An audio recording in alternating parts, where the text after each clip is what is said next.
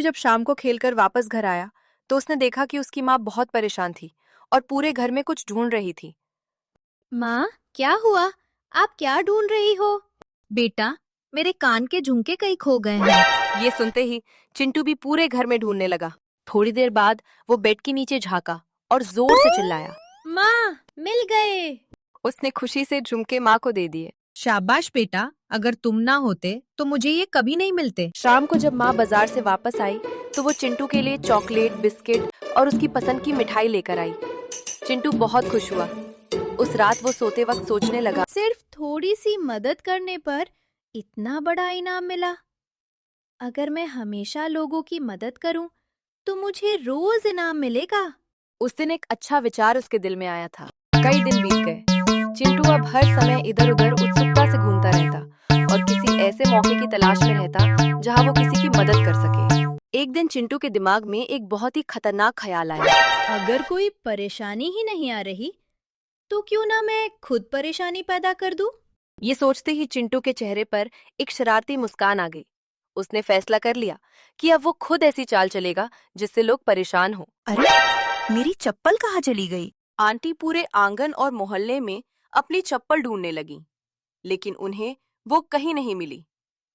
दूर खड़ा चिंटू ये सब देखकर मन ही मन मुस्कुरा रहा था। फिर वह दौड़ता हुआ आंटी के पास गया।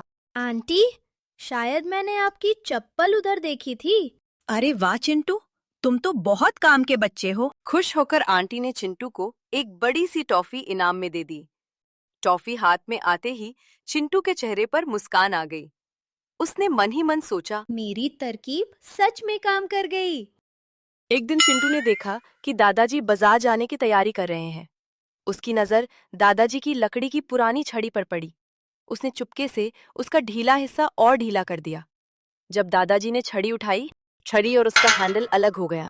अरे, अब मैं बाजार कैसे जाऊंगा? दादाजी, मैं हूँ ना, मैं आपके साथ चलता हूँ। दोनों बाजार गए। वापस आकर दादाजी ने प्यार से चिंटू के हाथ में 10 रुपए रख दिए। चिंटू मुस्कुरा दिया और मन ही मन बोला, मेरी तरकीब फिर काम कर गई। परीक्षा खत्म होते ही चिंटू छुट्टियां बिताने मामा के बैस्टर चला गया। वहां उसका ममीरा भाई पिंकू भी था। एक दिन नानी ने कहा, बेटा, पेड़ से अमरूद तोड़ लाओ। चिंटू का मन नहीं था। पिंकू अकेला ही गया और सारे अमरूद तोड़ लाया। उसने झोला चिंटू को दिया। ये नानी को दे देना, मैं हाथ धोकर आता हूँ। सारे अमरूद तुमने तोड़े? चिंटू कुछ पल के लिए रुक गया, फिर इनाम के लालच में हाँ कह दिया।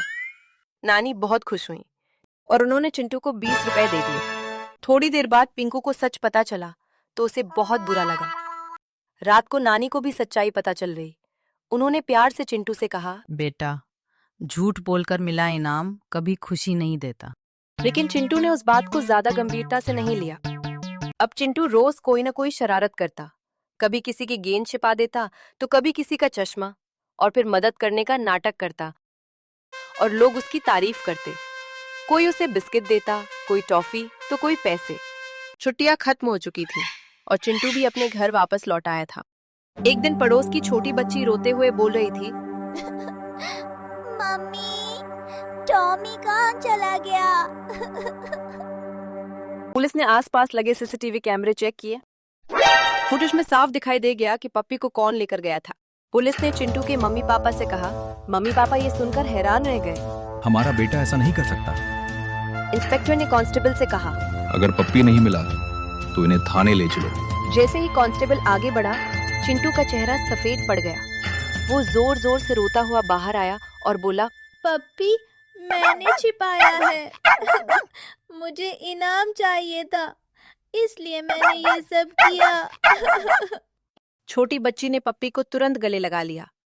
चिंटू के मम्मी पापा पड़ोसियों के पैरों में गिरकर उनसे शिकायत वापस लेने के लिए कह रहे थे। ये देखकर चिंटू और भी ज्यादा शर्मिंदा हो गया। पड़ोसियों ने देखा कि चिंटू को अपनी गलती का एहसास है, इसलिए उन्होंने चिंटू के खिलाफ की गई शिकायत वापस ले ली। अरे बेटा, ये तुम्हें कहाँ मिला? अंकल, ये वहाँ पास में गिरी हुई थी।